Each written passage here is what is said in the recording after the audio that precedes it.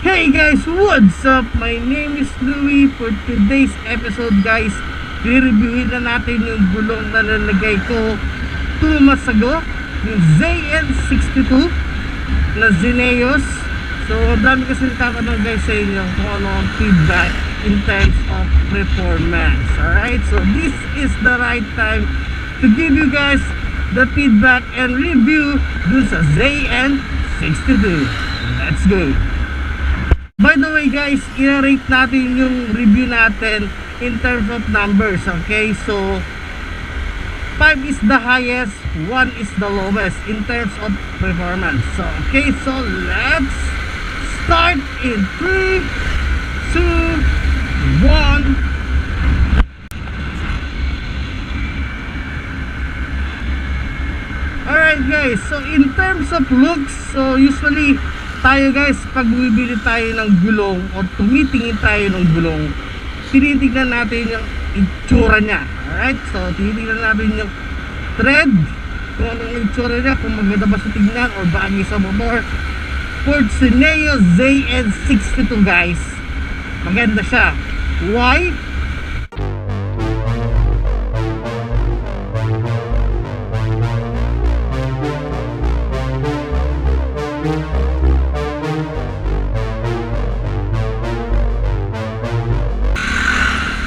Yung design kasi ng tread guys is parang pang bike. Then pag sinampak mo pa siya sa scooter, ang angas yung tignan. Para siyang pang sports scooter. Oh no!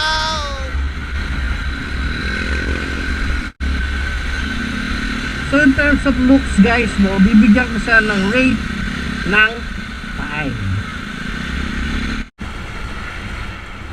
For cornering guys, very responsive yung gulong pag magko-cornering ka o yung magba-baking ka because malakit yung gulong. So I rate it for 5.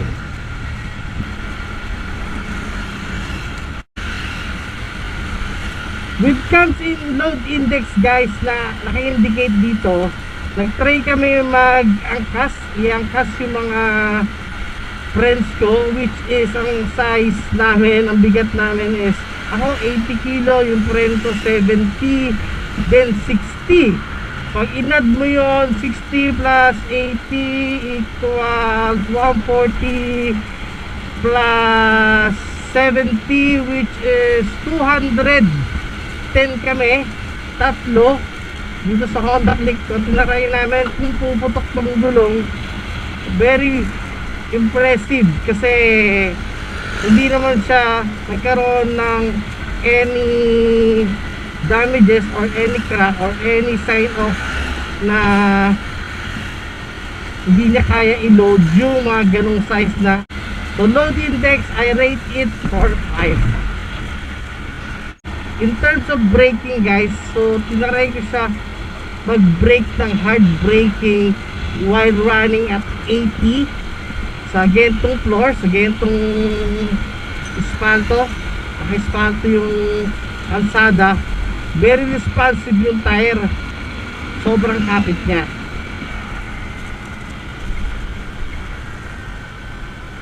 Guys, let's continue our topic dito sa bahay. Kala ko kasi kanina nagre-record pa. Full na pala yung memory niya. So, continue natin dito sa bahay. In terms of wet and dry guys, the tire is made for wet and dry. 3 times ko na na-try itong tire na to sa wet. Sobrang lakas ng ulan dito sa Bulacan. Very responsive yung performance niya in terms of handling, braking. And also, especially pag dry, everyday ko naman siya ginagamit. Nandun pa rin yung performance niya. Braking, handling.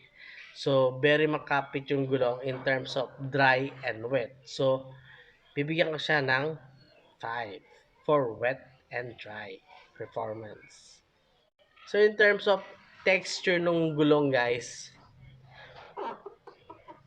malakit siya.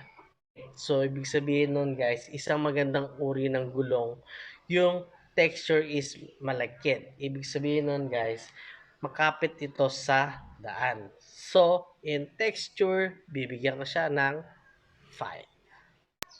In terms of daan na merong buhangin, guys, so yung tire is not good for that. Nandun talaga yung minsan madudulas ka, minsan may konting liko, hindi very responsive yung gulong. So for that, I will give it 3. In terms of meron ka madadaanang maliit na bato, okay, so yung gulong is not good for that. Many times na meron ako dadaan ng maliit na bato, especially dito sa likod, medyo gumigewang ako. Okay? So, for that, I will give it 3. In terms of smooth riding, guys, the tire can give you smooth riding. Well, depende yan sa dinadaanan mo. Kung naka-espalto at maganda ang daan, very smooth ang riding. Pero kung makakadaan ka sa lubak, for sure mararamdaman mo yung pagkalubak ng daan. So, for that, I will give it 4. Guys, add ko din pala. So, in terms of pag nagra-rides kayo sa umuulan, syempre, maputik yun, no? Yung tire kasi is mahaba yung tread niya. Okay? So, for sure, may experience nyo, sobrang putik dito sa part na to. Okay, and also, kung may angkas ka, mapuputikan siya. Because of yung thread niya kasi is mahaba. O, pag ganun.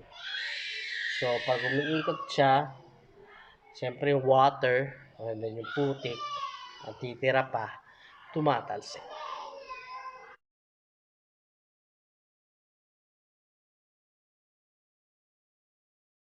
Sa mga nagbabalak bumili dyan, if you think eto ang gulong para sa iyo, you can visit uli sila at Zineos sa Lazada or at Facebook at Zineos Philippines. Okay guys, that's the end of our video and review for the Zeneo ZN62. Again, hopefully guys, nakatulong sa inyo tong video natin for the Zeneo ZN62 sa mga balak na bumili at magpalit ng bagong gulong. Alright, again, this is Pops Louie guys. Thank you for watching and always reminding you, no racing. Bye-bye.